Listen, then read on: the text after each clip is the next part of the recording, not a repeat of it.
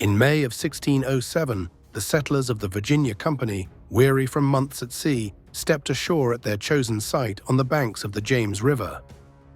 Here, in the middle of the dense tidewater forests of what would become Virginia, they began the work of building England's first permanent colony in North America, Jamestown. Their first priority was defense. The settlers knew they were not alone in this land.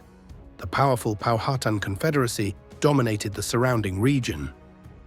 While initial encounters had not yet turned violent, the settlers remained cautious. The memories of past failures like Roanoke loomed large. They began construction on a triangular wooden fort. Each side was approximately 100 feet long, and each corner featured a raised bulwark for watchmen and cannons. Inside the walls, they built storehouses, basic living quarters, and eventually a small church. The structure provided protection, but only just enough. Disease struck quickly. The combination of brackish drinking water, poor sanitation, and mosquitoes led to outbreaks of dysentery, typhoid, and malaria. With no understanding of how to treat or prevent these illnesses, the settlers could do little but endure them. Food was also in short supply. Many of the settlers were unprepared for hard physical labor. Farming efforts were slow, and they arrived too late in the season to plant successful crops. Within a few months, the colony was already on the edge of starvation. As if this weren't enough, tensions within the leadership of the colony worsened. The Virginia Company had appointed a council to govern Jamestown, but their instructions were vague, and the men often disagreed. Decisions were delayed, and the lack of clear authority made organizing labor and discipline nearly impossible. One man, however, began to stand out: Captain John Smith.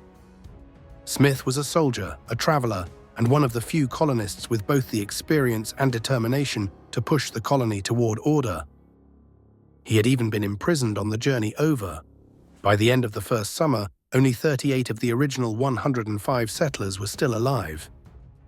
In the fall of 1607, relations with the Powhatan people became both more complex and more essential. Smith, now gaining influence, began trading with local tribes to obtain much-needed corn. These exchanges were tense but crucial.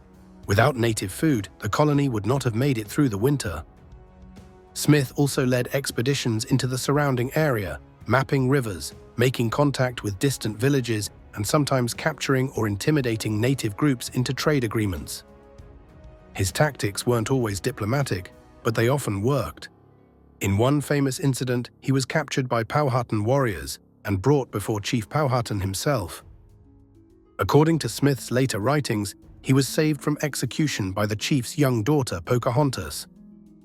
While the truth of this story is still debated by historians, the encounter marked the beginning of a fragile and complicated relationship between Smith, the Powhatan, and their leadership. Internally, Smith pushed for order. He implemented a rule that he that will not work shall not eat, attempting to break the cycle of laziness and disorder. Under his guidance, the colony began to organize itself more effectively, though problems remained constant. By early 1608, new arrivals brought both relief and added pressure. Among them were more laborers, craftsmen, and even the first 2 women to arrive at Jamestown.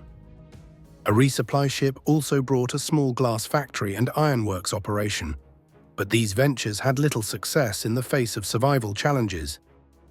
Despite the chaos, the fragile colony remained. It was not thriving, but it was alive. And in the story of Jamestown, that alone was an accomplishment.